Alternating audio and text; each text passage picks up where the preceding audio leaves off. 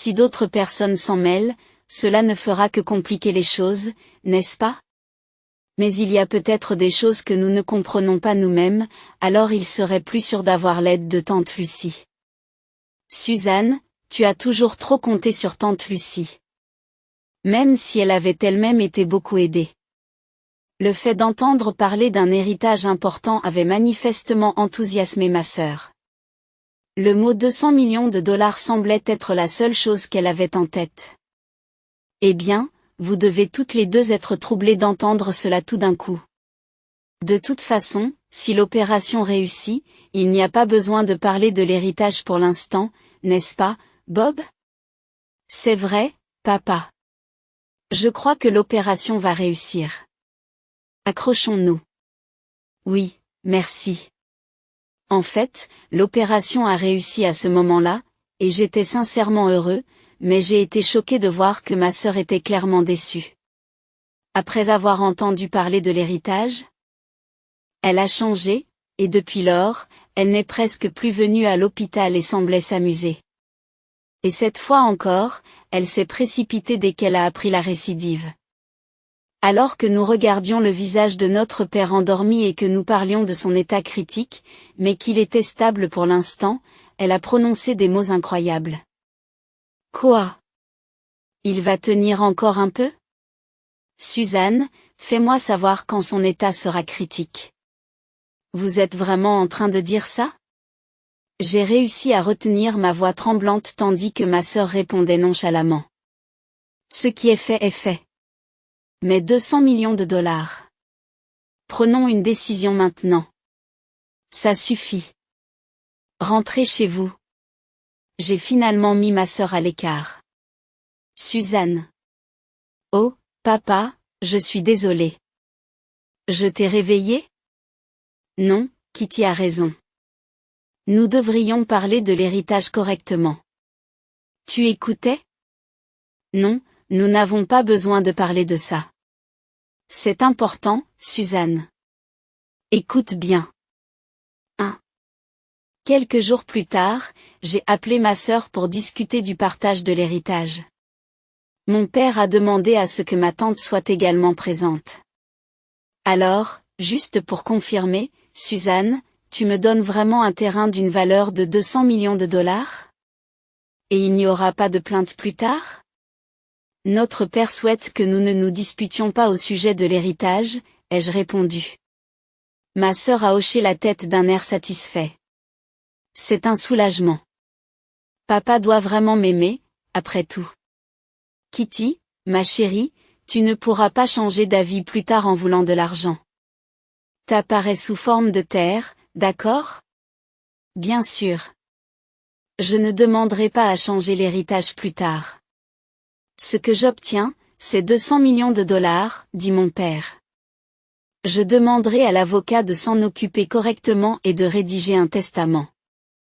Vous êtes tous les deux d'accord? Oui, faites vite. Merci, papa.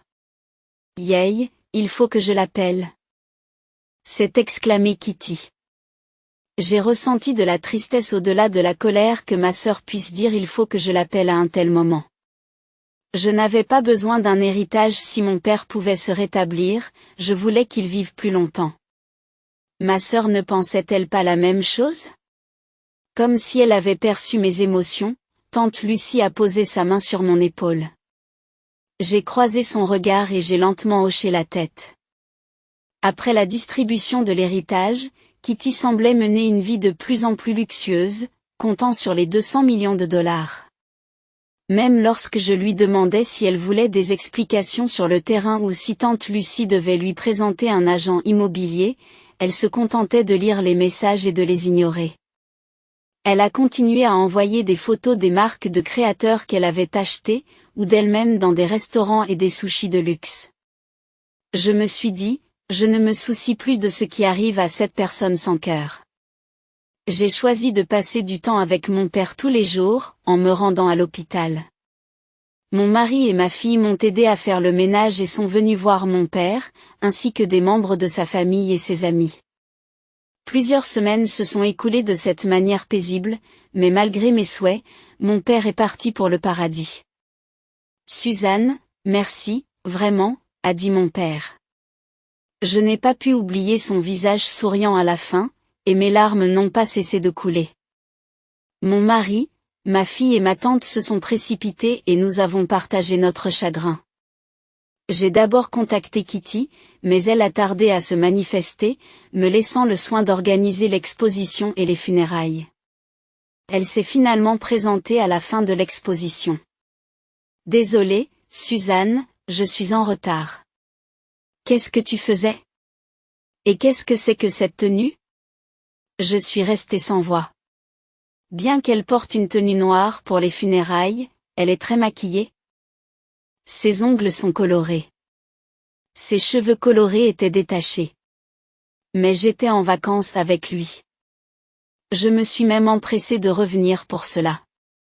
Alors que son père était à l'hôpital et que son état n'était pas très bon. Est-ce qu'elle partirait vraiment en vacances à un tel moment? Je n'arrive plus à comprendre son état d'esprit. Quoi qu'il en soit, présentez vos respects à papa et dites bonjour à tous les membres de la famille. Tu ferais mieux d'enlever ses ongles, grondai-je. Oui, oui. Arrête de me harceler. Le lendemain, après la messe, alors que tout le monde attendait l'enterrement et se remémorait mon père, Kitty s'est vantée. Et, Suzanne, j'ai acheté un appartement à l'étranger. Quoi? Un appartement à l'étranger? Et il me reste plus de 100 millions de dollars. Que dois-je faire? Devrais-je acheter un appartement aux États-Unis? Ou faire une croisière? J'ai pratiquement acheté tous les articles de marque que je voulais. Vous avez acheté un appartement à l'étranger? C'est vrai? Tu l'as déjà acheté? Et, tu es jaloux, n'est-ce pas? Lui et moi allons y vivre ensemble. Kitty, 200 millions de dollars, 200 millions de dollars, tu veux dire? Oh, non, ne pense même pas à le diviser en deux. Nous avons décidé de la répartition de l'héritage à l'avance, et tante Lucie est témoin, tu sais? Je ne peux m'empêcher de rire. Ma sœur continuait à parler fièrement, et moi, ainsi que tante Lucie et tous les membres de la famille, nous ne pouvions pas nous empêcher d'éclater de rire. Qu'est-ce qu'il y a de si drôle? Qu'est-ce qui est si drôle? Vous savez quoi, n'est-ce pas? Tu parles des 200 millions de dollars de cette montagne? Kitty, ça va? Non, c'est de la folie. Qu'est-ce qu'il y a? Qu'est-ce qu'il y a? Qu'est-ce qui se passe? Ah, désolé. Kitty, tu essayais de nous remonter le moral parce qu'on se sentait mal? Quoi? Tu n'arrêtes pas de dire 200 millions de dollars, 200 millions de dollars, mais tu as vraiment vérifié? Hein? Vérifié quoi? Vous n'avez pas encore reçu 200 millions de dollars en liquide. Votre héritage est la montagne et la terre. Quoi? Donc ça va se transformer en 200 millions de dollars. Ne dis pas de bêtises juste parce que tu es amère. Les funérailles sont terminées, alors je vais les transformer en argent tout de suite. Ma sœur têtue semblait ne rien comprendre. Tu es sûre que tu n'as pas besoin d'aide, demande tante Lucie. Nous devons y aller au moins une fois, tu sais? Puisque c'est notre ville natale, nous pourrions te faire visiter les environs? Notre dernier acte de gentillesse a également été brusquement rejeté par ma sœur. Je n'en ai pas besoin. Il est inutile d'essayer de mettre la main sur les restes. Sur ce, elle est partie, ignorant les regards de la famille. Ma sœur, qui n'a même pas assisté aux derniers instants de mon père, ne ressent aucune tristesse et ne pense qu'à son héritage. Le châtiment divin est pour bientôt. Quelques mois plus tard, j'ai reçu un message de ma sœur me disant qu'elle voulait vraiment me voir. Suzanne. Cela fait longtemps. Comment se passe la vie à l'étranger? Je n'ai pas vraiment compris l'histoire de l'héritage, il semblerait. L'héritage? Oh, la vie de rêve à 200 millions de dollars, c'est ça? Tu es venu pour t'en vanter? Je réponds froidement. Non, ce terrain ne se vend pas du tout pour 200 millions de dollars. Je m'en doutais. Quoi? Je t'ai dit dès le début que la valeur du terrain était de 200 millions de dollars à l'époque. Quoi? C'était la valeur totale du terrain à l'époque. Vous ne pouvez obtenir que 200 millions de dollars en le vendant. Mais l'agent immobilier dit qu'il ne vaut pas 200 millions en l'état. C'est évident.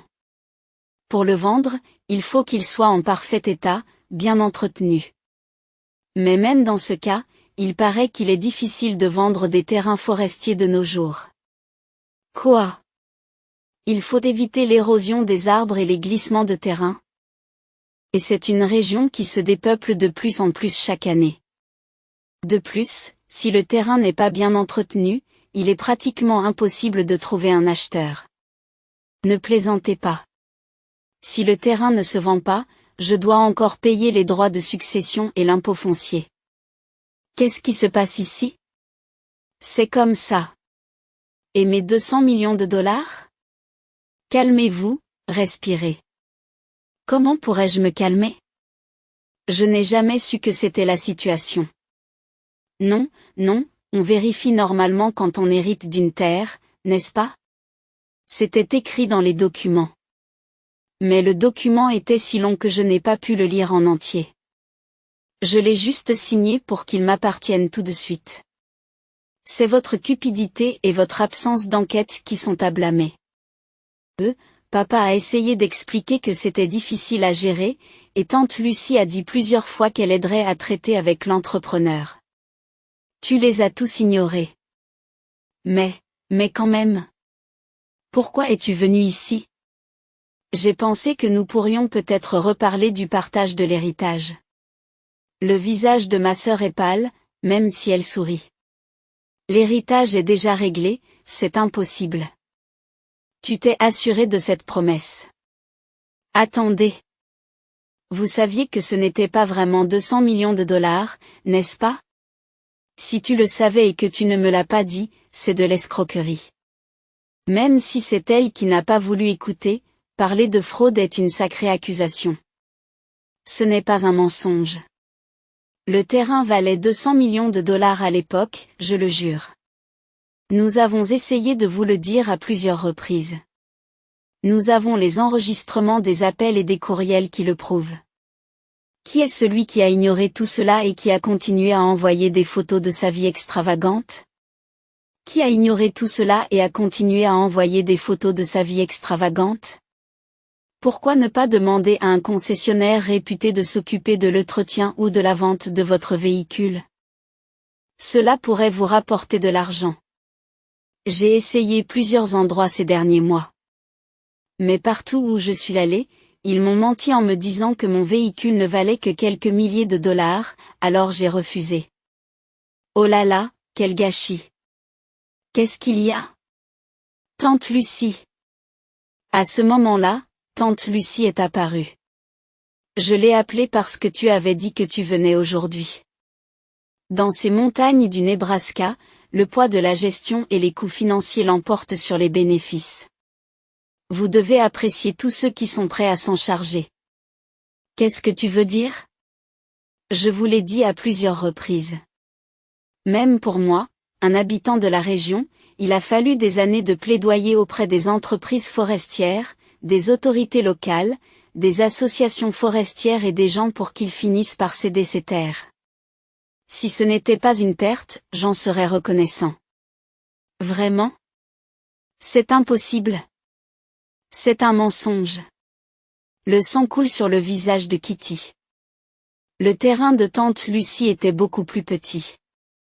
Les terres de papa valaient à l'origine 200 millions de dollars, alors nous devrions au moins recevoir quelques millions de dollars, n'est-ce pas? Ma sœur a crié, devenant pâle. Tu dis toujours ça? Tante Lucie se moque de ce commentaire. Même s'il y avait des arbres de valeur pour le bois, nous aurions pu faire des bénéfices en les vendant. Mais il n'y a rien de tel dans ces montagnes. Mais rien de tel dans ces montagnes. J'ai pensé à renoncer à l'héritage, car il ne vaut pas grand-chose et la procédure est compliquée. Le visage de ma sœur s'est illuminé à ces mots. C'est vrai, il y a cette option. Si c'est un handicap, il suffit d'y renoncer. Dans cette montagne, je vais y renoncer. Ainsi, l'héritage que ma sœur a reçu sera pour moitié le mien. Dit Kitty, comme si elle avait eu une idée brillante, exposant avec confiance son ignorance. Désolée de vous faire perdre la tête. Mais vous n'avez que 3 mois à compter de la mort du défunt. Qu'est-ce que c'est? Papa est parti depuis près de 6 mois, il est donc trop tard pour renoncer à l'héritage. Quoi? De plus, si tu renonces à l'héritage, tu renonces aussi à tout le reste. Ce que tu dis est insensé.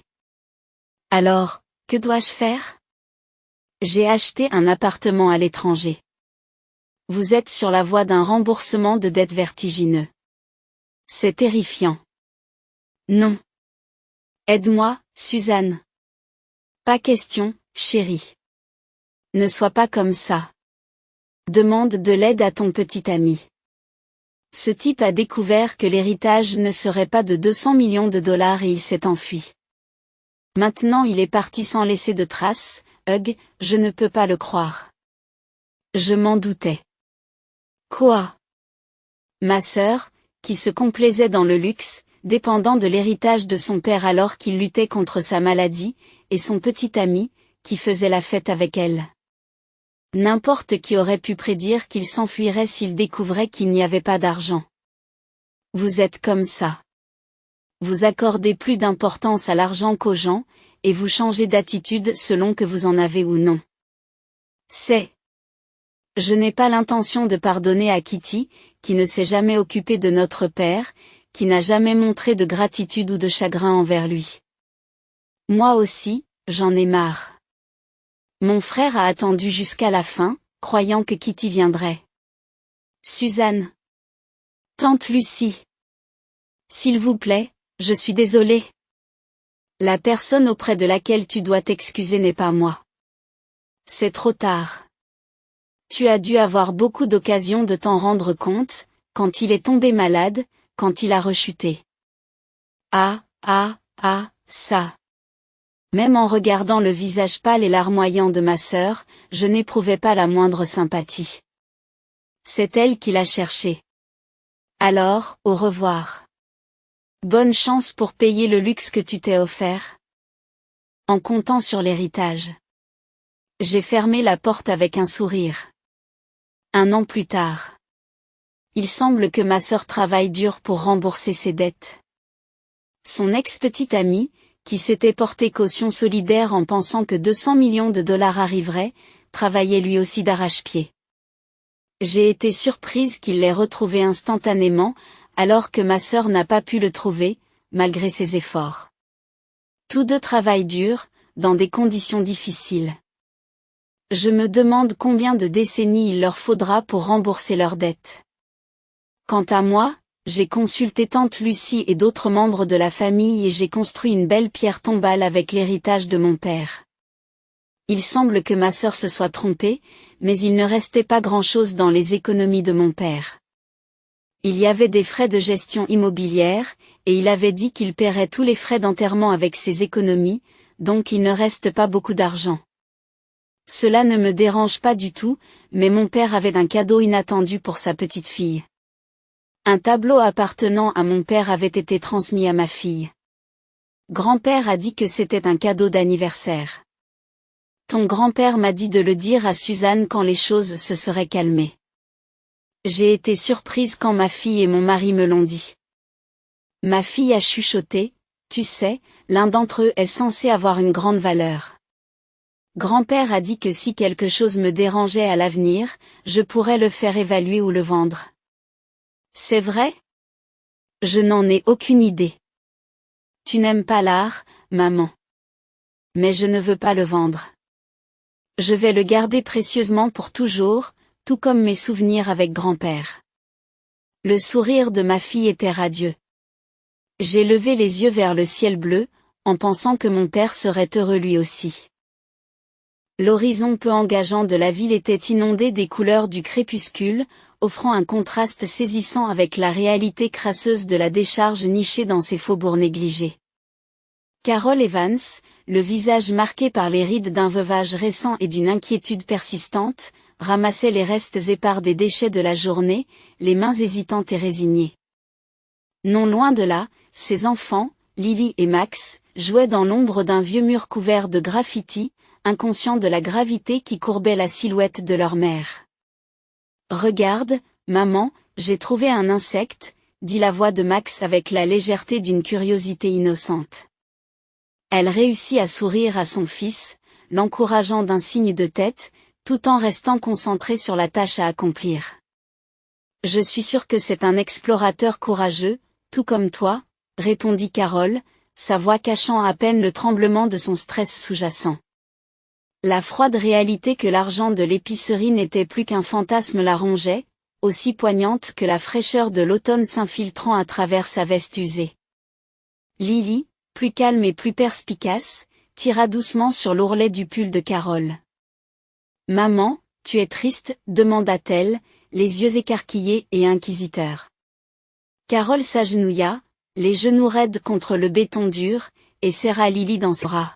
« Non, ma chérie, je pense juste à la chance que nous avons de nous avoir l'une l'autre, » dit-elle en rassemblant la chaleur que la maternité peut susciter même dans les moments les plus sombres. Au fur et à mesure que le ciel s'assombrit, les recherches de Carol deviennent de plus en plus frénétiques. Le bruissement de ses mouvements se mêle au bruit lointain de la ville, une symphonie de survie qui se joue chaque soir dans cette partie oubliée de la ville.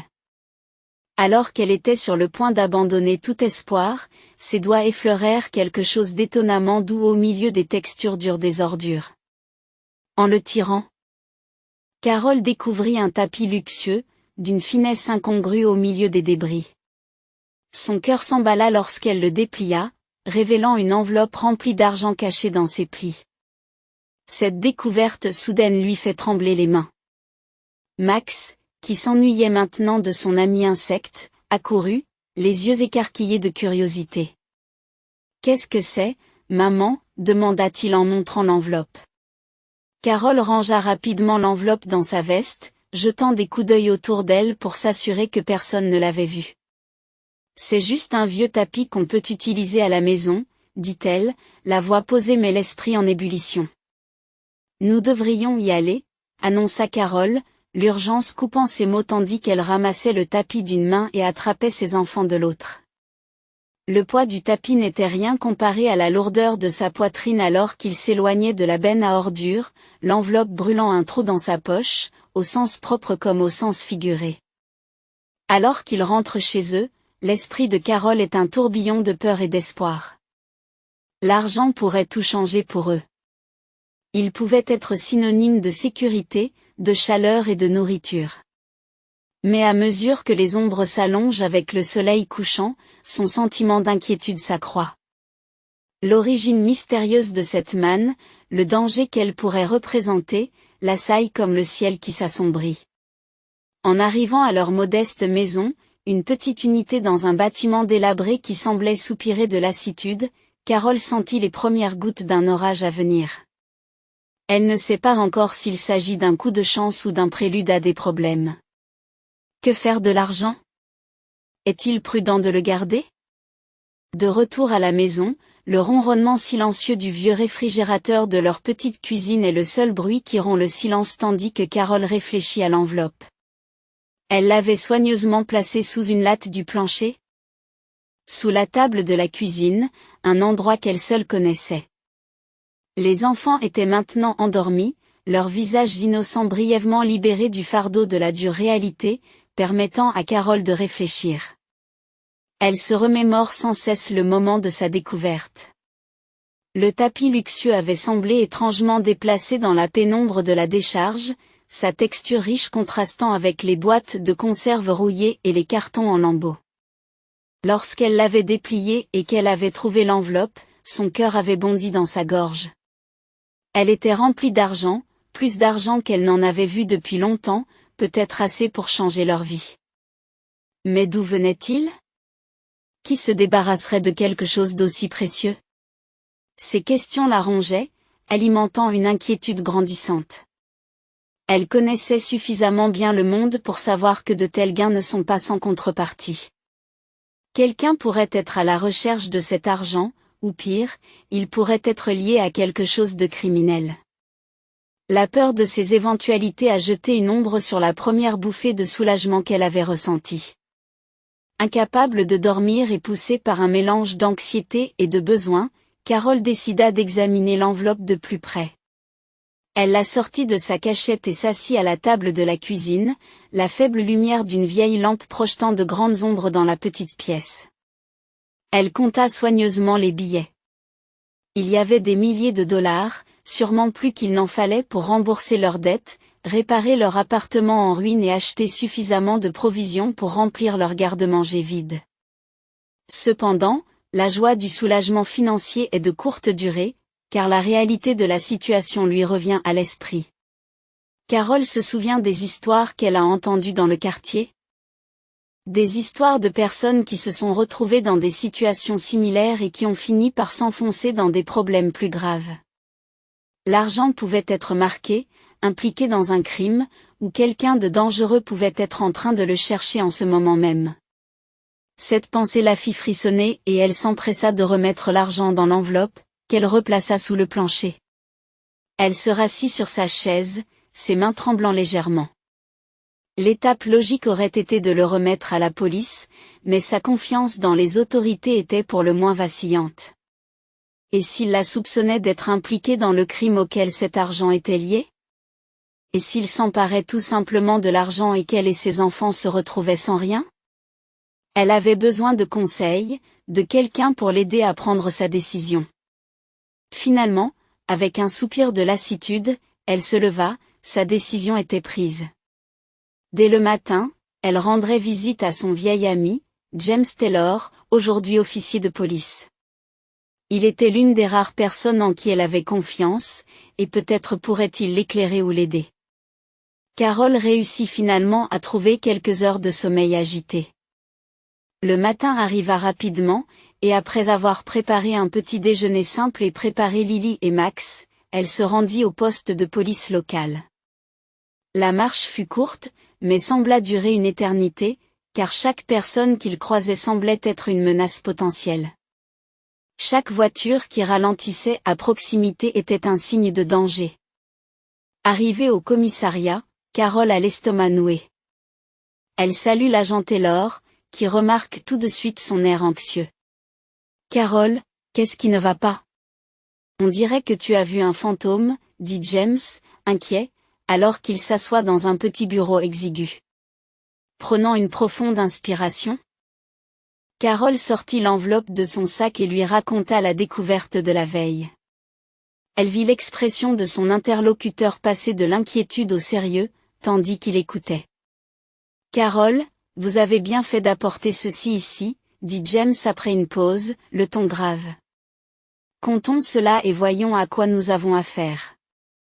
En fonction du montant, cela pourrait en effet être lié à quelque chose de plus important, et nous pourrions avoir besoin d'enquêter. » Tandis que James comptait soigneusement l'argent, documentant chaque facture, le cœur de Carole s'emballait. La visite matinale à l'agent Taylor passée, Carole reconduisit Lily et Max dans les rues familières de leur quartier, l'esprit tourbillonnant de possibilités quant à la signification de l'argent et aux dangers potentiels qu'il représentait. Le poids des mots de James restait dans son esprit, confirmant sa décision d'impliquer la police, mais allumant aussi une étincelle de paranoïa qu'elle brisa à travers ses pensées,